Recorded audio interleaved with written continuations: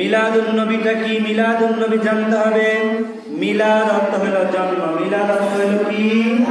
মিলাদ অর্থ হলো জন্ম। মিলাদুন নবী মানে রাসূলের জন্ম বৃত্তান্ত। জোরে কোন মারহাবা, আর জোরে কোন মারহাবা। এবার বলেন বাবা, আমার আপনার সকলের জন্ম আছে না নাই? কথা বলেন, আছে না নাই? এবার আপনাদের কাছে একটা প্রশ্ন, আমি গুনাহগার অদম ছোট মানুষের। আগে বলেন, আপনার আগে কি জন্ম হয় নাকি আপনার সিরাত হয়? আগে কি আপনার মিলাদ হয় নাকি সিরাত হয়? আগে আপনার জন্ম হয় না আপনার চরিত্র হয়? কথা বলেন তো, জোরে বলেন, আগে কি হয়? যে মানুষটার জন্ম হইল না তার সিরাত আসবে কোত্থেকে? তার চরিত্র আসবে কোত্থেকে? ঠিক না বেটি? আগে মানুষটা জন্মগ্রহণ করবে, দুনিয়াতে আসবে, বড় হবে, 1 দিন 2 দিন 3 দিন, 1 বছর 2 বছর 3 বছর 5 বছর, ক্রমান্বয়ে তার বয়স বাড়তে থাকবে, তার চরিত্র বাড়তে থাকবে।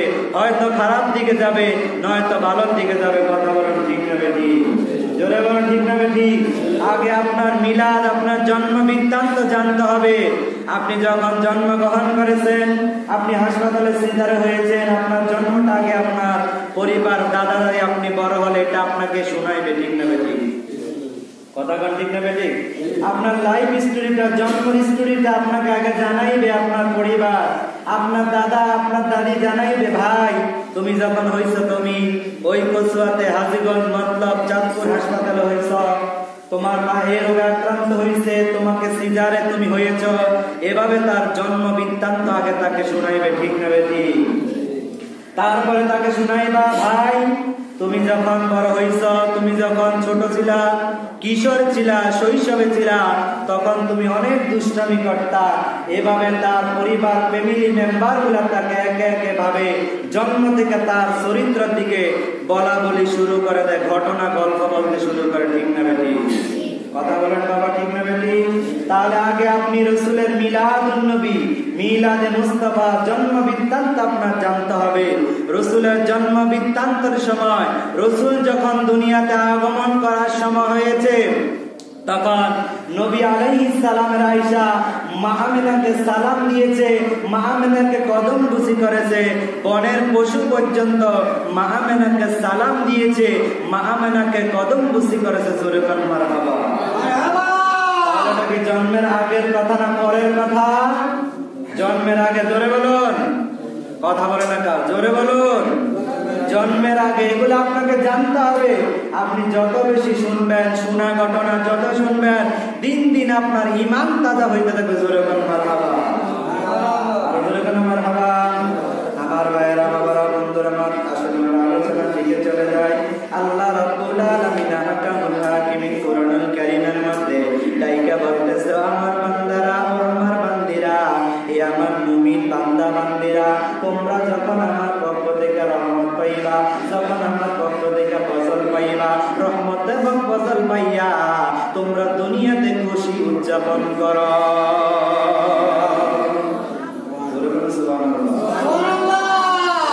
মানুষ জোরে সুবহানাল্লাহ, অনেক আওয়াজ হবে, জোরে কোন সুবহানাল্লাহ।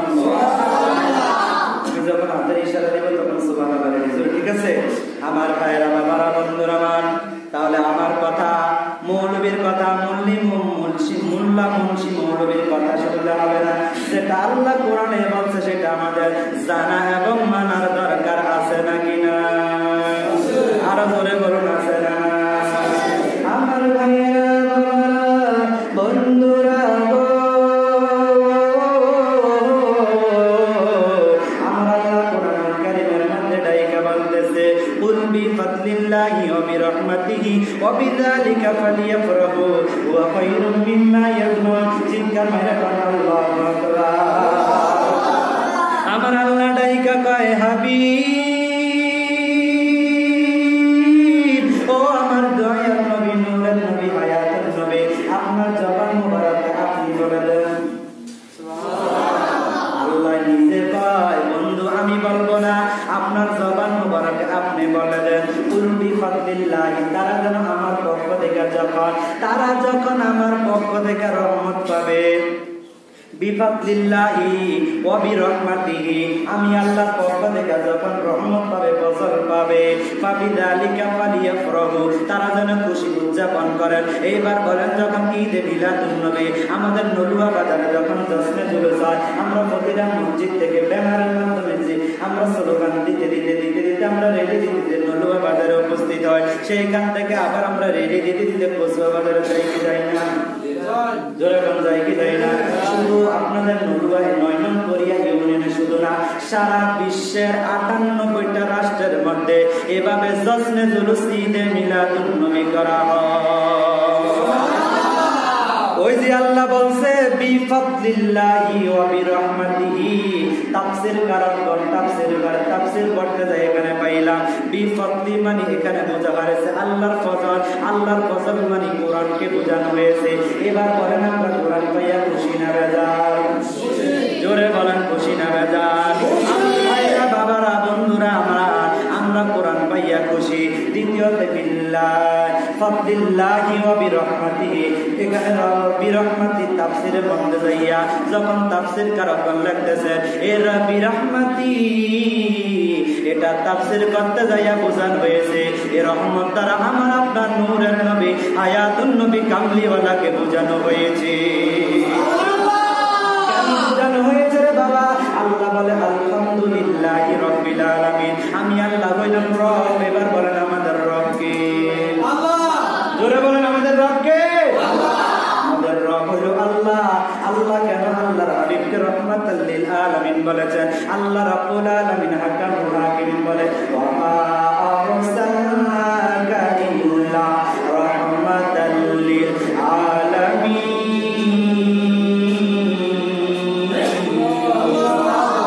জোরে বলেন আল্লাহু আকবার।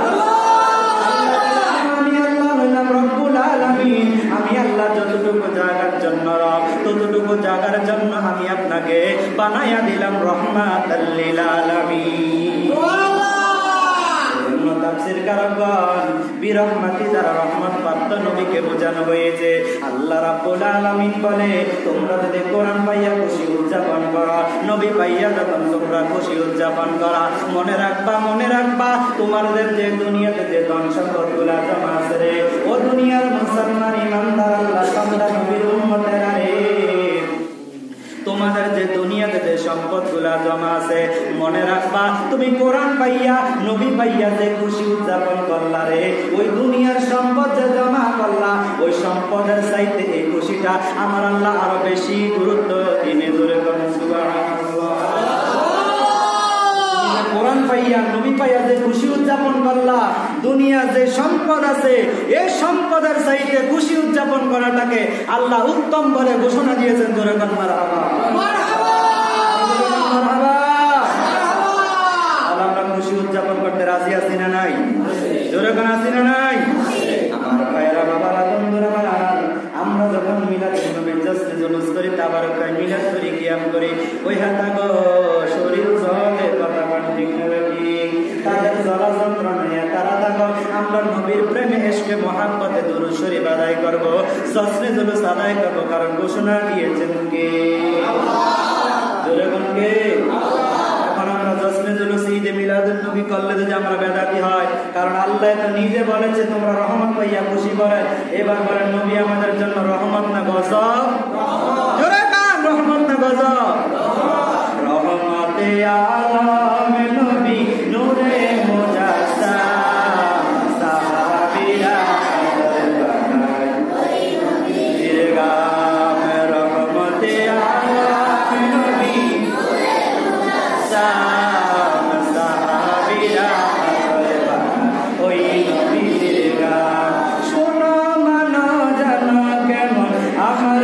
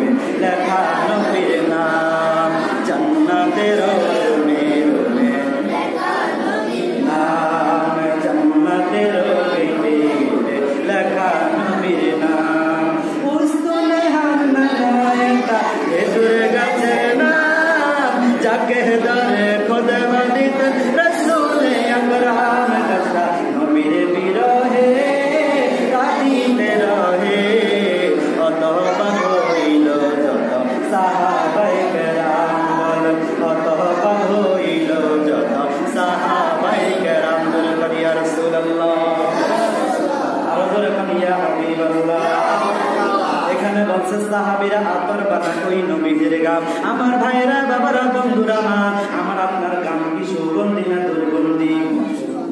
দুর্গন্ধি না সুগন্ধি? আমার আপনার গাম দুর্গন্ধি। এই জামাটা আপনাদের সামনে নিয়ে দিলে আপনারা বলবেন গন্ধ কয়। রহমতে আলম নবী নূরে মুজাসসাম সাহাবীরা আতর বানায় নবীজির গাম। রহমতে আলম নবী নূরে মুজাসসাম সাহাবীরা আতর বানায় ওই নবীজির গাম। শোনো মানো জানো কেমন আমার নবীজি, যাহার পাগল চন্দ্র সূর্য তারকারাজি। বাবা আরো শুনবানি সুন্দর কাহিনী, আরো শুনবানি জান্নাতের রূপে লেখা নবীর নাম, জান্নাতের রূপে লেখা নবীর নাম, জান্নাতের রূপে লেখা নবীর নাম।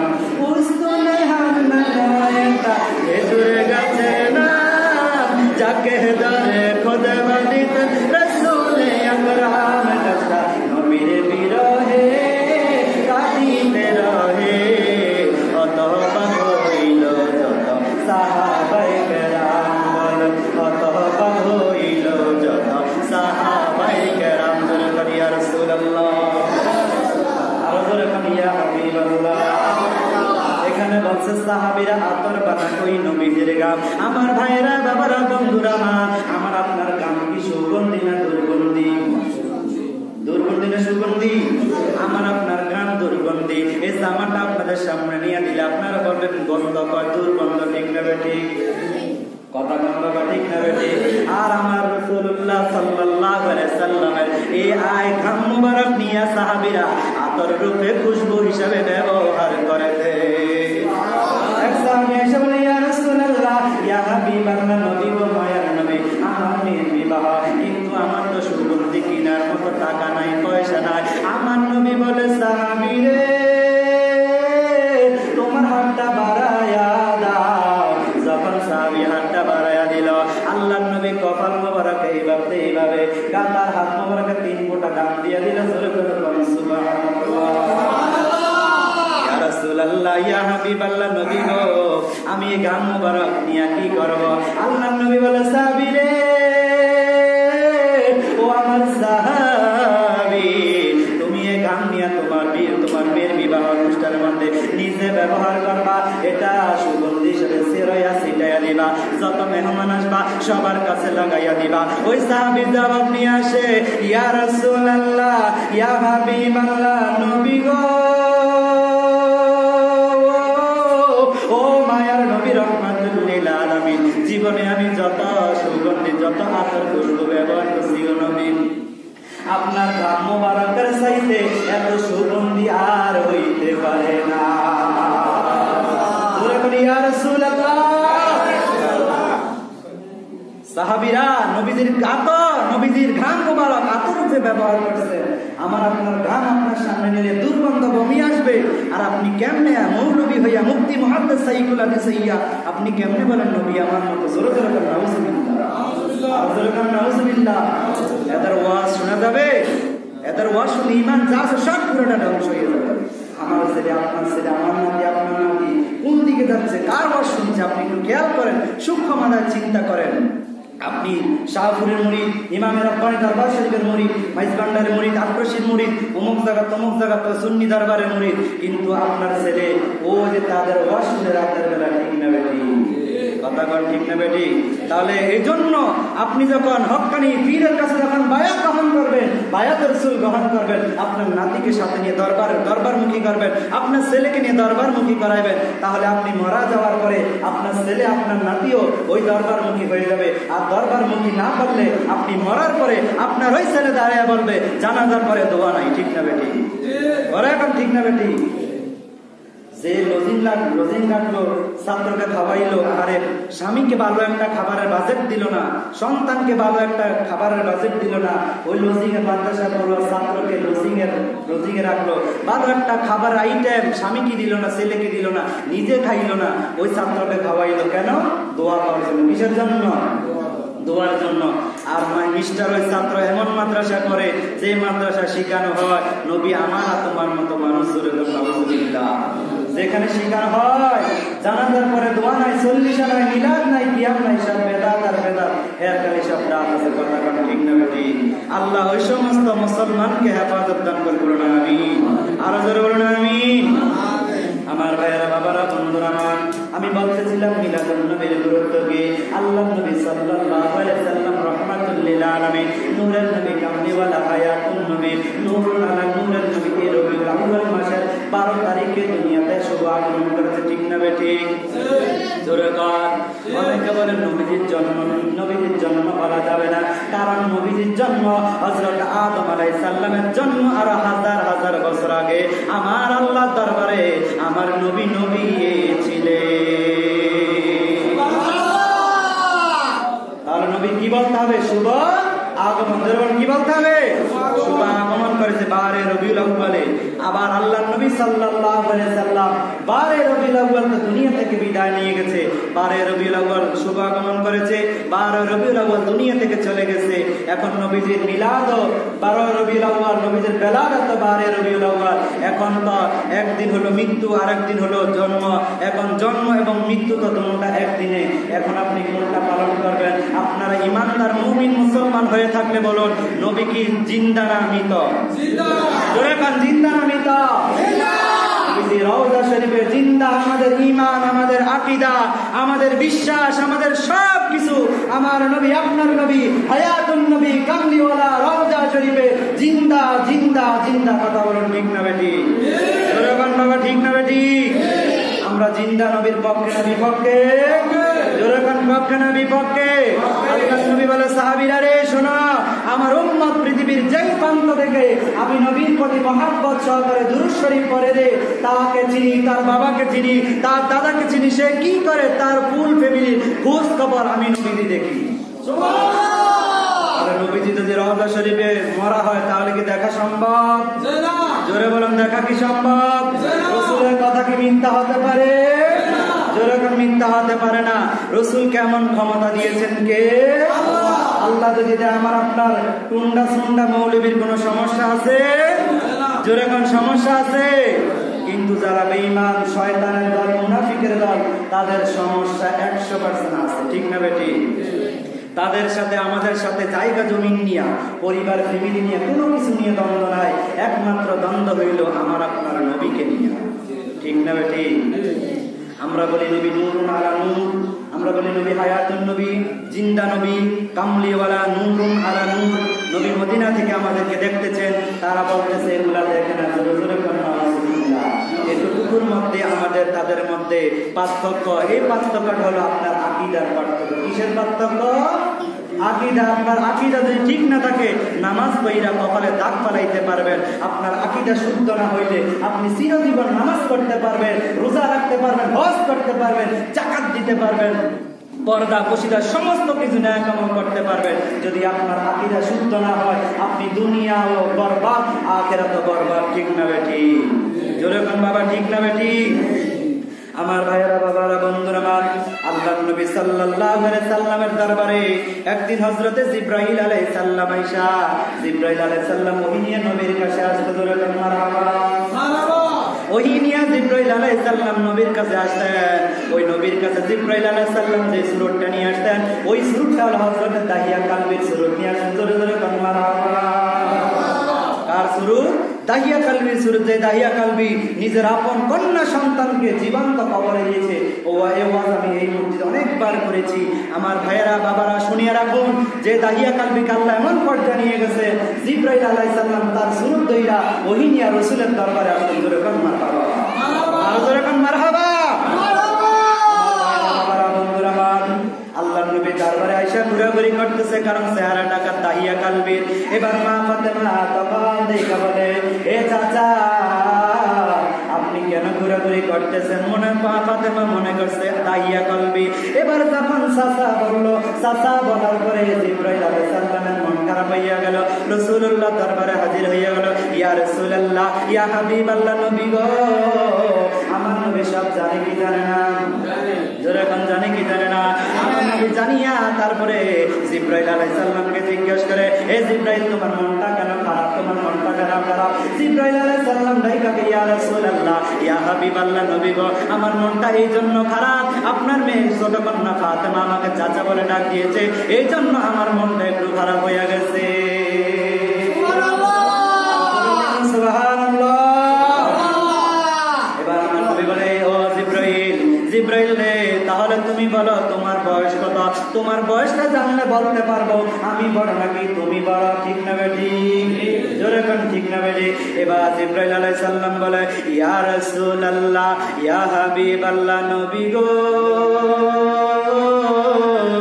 ও মায়ার নবী রাহমাতুল লিল আলামিন, আমি জিবরাইলের বয়স কত কিন্তু আমি জানি না, আমি জানি না। ইয়া রাসূলুল্লাহ, ইয়া হাবিবাল্লাহ, নবী গো, শুধু আমার একটা ঘটনা মনে আছে। কি ঘটনা? কি ঘটনা? ইয়া রাসূলুল্লাহ, ইয়া হাবিবাল্লাহ, নবী গো, আমি চতুর্থ আসমানে একটা সিতারা দেখতাম, একটা তারকা দেখতাম। ওই তারকাটা যখন দাঁড়ায়া থাকতো, ওই তারকাটা ৭০,০০০ বছর দাঁড়ায়া থাকতো। ৭০,০০০ বছর। ইয়া রাসূলুল্লাহ, আমি এইভাবে দেখেছি ওই তারকাটাকে ৭২,০০০ বছর। একবার দাঁড়ায় থাকলে কয় বছর?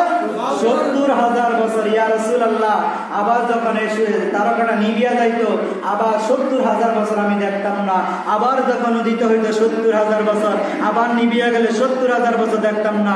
ইয়া রাসূলুল্লাহ, ইয়া হাবিবাল্লাহ, মায়ার নবী, জিন্দা নবী, কামলিওয়ালা আল্লাহর হাবিব, ইয়া রাসূলুল্লাহ, নবী গো, এভাবে আমি তারকাটাকে দেখছি ৭২,০০০ বার। জোরে বলুন সুবহানাল্লাহ। আল্লাহ, ইয়া হাবিবাল্লাহ, নবী গো, এবার আপনি চিন্তা করেন আমি জিবরাইলের বয়স কত? আমার নবী ডাইকা কয়টি? এখন আমরা জশ্নে জুলুস ঈদে মিলাদুন নবী করলে যদি আমরা বেদাতি হয়, কারণ আল্লাহ তো নিজে বলেছে তোমরা রহমত পাইয়া খুশি করেন। এবার বলেন নবী আমাদের জন্য রহমত না গজব? জোরে কান, রহমত না গজব? রহমতে আলম নবী, নূরে মুজাসসাম, সাহাবীরা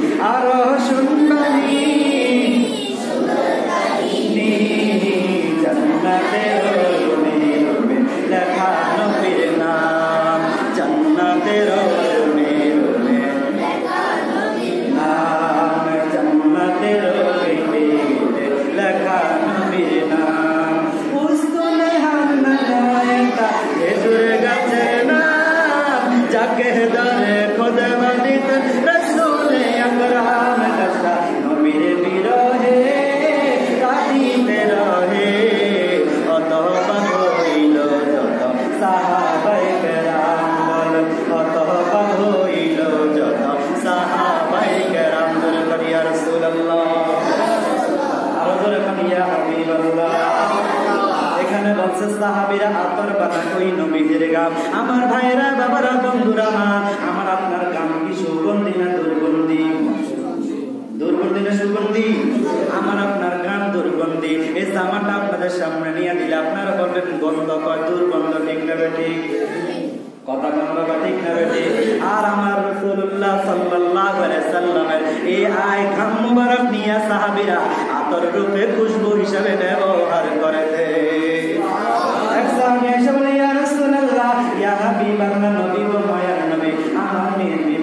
কিন্তু আমার তো সুগন্ধি কিনার মতো টাকা নাই, পয়সা নাই। আমার নবী বলে, সাহাবী রে, তোমার হাতটা বাড়ায়া দাও। যখন সাহাবী হাতটা বাড়ায়া দিল, আল্লাহর নবী কপাল মোবারক এইভাবে যাবে। গাতার হাত মোবারকে 3 ফোঁটা গান দিয়ে দিলে জোরে করে বলেন সুবহানাল্লাহ। ইয়া রাসূলুল্লাহ, ইয়া হাবিবাল্লাহ, নবী গো, আমি এই গান মোবারক নিয়ে কি করব? আল্লাহর নবী বলে, সাহাবীরে, ও আমার সাহাবী, তুমি এই গান নিয়ে তোমার মেয়ের বিবাহ অনুষ্ঠানের মধ্যে নিজে ব্যবহার করবা। এটা শুভ